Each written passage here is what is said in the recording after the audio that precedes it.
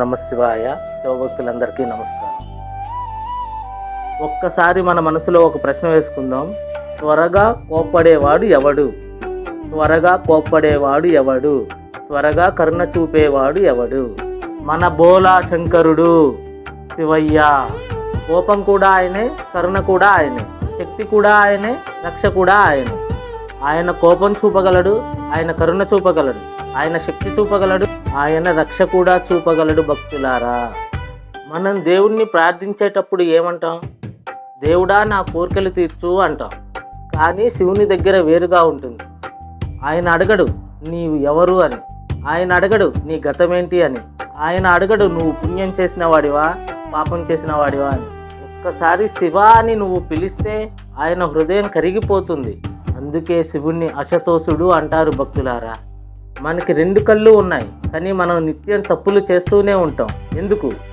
మనకి జ్ఞాన దృష్టి లేదు కాబట్టి.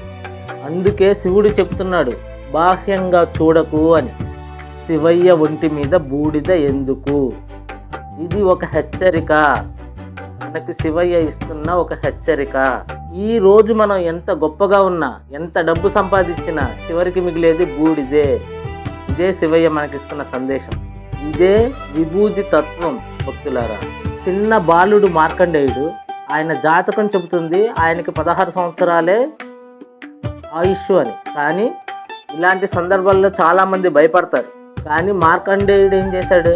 శివుణ్ణి నమ్మాడు, శివుణ్ణి ఆరాధించాడు, శివలింగాన్ని పట్టుకున్నాడు, శివ జపం చేశాడు, శివనామ స్మరణ ఎప్పుడు జపిస్తూనే ఉన్నాడు. ఆయుష్ సమయం ముగిసింది. ఎవరొచ్చారు?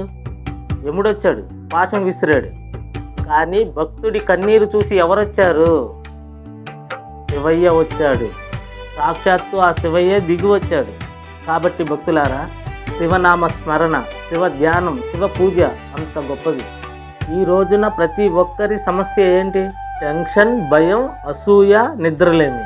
డాక్టర్ దగ్గరికి వెళ్తాం, మందులు తీసుకుంటాం. కానీ మన మనసుకి మందు వేస్తున్నామా?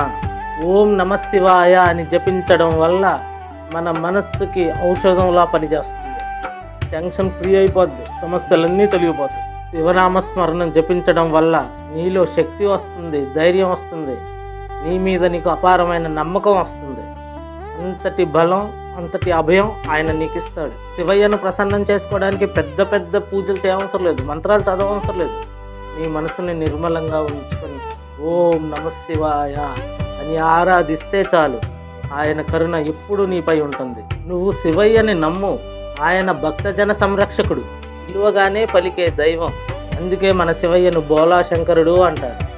ఇప్పటి వరకు విన్న మీ అందరికీ సకల శుభాలు కలగాలని కోరుకుంటూ ఓం నమ శివాయ.